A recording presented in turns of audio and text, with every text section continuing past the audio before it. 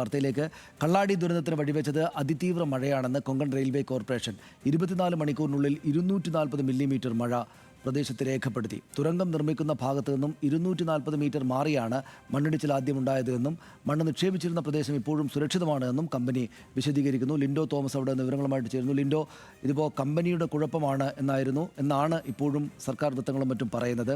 മനുഷ്യനിർമ്മിതമാണ് ദുരന്തം എന്ന് പറഞ്ഞ മന്ത്രിമാർ പിന്നീട് ആ നിലപാട് മാറ്റിയിട്ടുണ്ടെങ്കിലും ഇതിപ്പോൾ പ്രകൃതിദത്തമായിട്ടുള്ള ഒരു ദുരന്തമാണ് ഉണ്ടായിരിക്കുന്നതെന്ന് സംബന്ധിച്ച് ഔദ്യോഗികമായിട്ടുള്ള നിലപാട് സർക്കാരിൻ്റേത് വന്നിട്ടില്ല. പക്ഷേ കമ്പനി അവരുടെ നിലപാടിൽ ഉറച്ചു നിൽക്കുകയാണല്ലേ?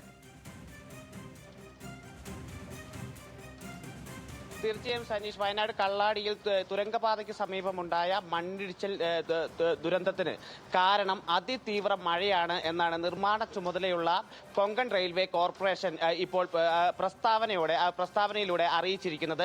ഈ പ്രദേശത്ത് ഈ അപകടമുണ്ടാകുന്ന സമയത്തിന് 24 മണിക്കൂർ മുമ്പ് 240 മില്ലിമീറ്ററിൽ അധികം മഴ പെയ്തിരുന്നു. റെഡ് അലേർട്ട് പ്രഖ്യാപിക്കേണ്ട സാഹചര്യമുള്ള ഒരു വലിയ രീതിയിലുള്ള മഴയാണ് അവിടെ ഉണ്ടായത്. ഈ മഴ കാരണമാണ് ഈ മണ്ണിടിച്ചിലുണ്ടായത്.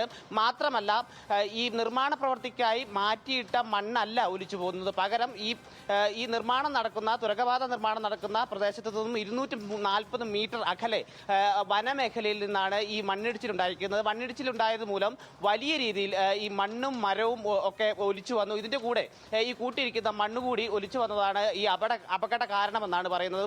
പൂർണ്ണമായും ഇതൊരു പ്രകൃതി ദുരന്തം തന്നെയാണ് എന്നാണ് ഈ അധികൃതർ ഈ പ്രസ്താവനയിലൂടെ വ്യക്തമാക്കുന്നത്. കൂടാതെ ഈ ജൂൺ മാസം പകുതിയോടുകൂടി തന്നെ തുരങ്കപാതയുടെ നിർമ്മാണ പ്രവർത്തനങ്ങൾ നിർത്തിവച്ചിരുന്നതായും അത്തരത്തിൽ നിർമ്മാണ പ്രവർത്തനങ്ങൾ അവിടെ തുറന്നു പോയിട്ടില്ല എന്നും ഉള്ള ഒരു വിശദീകരണം കൂടി ഈ കൊങ്കൺ റെയിൽവേ കോർപ്പറേഷൻ അറിയിച്ചിട്ടുണ്ട്.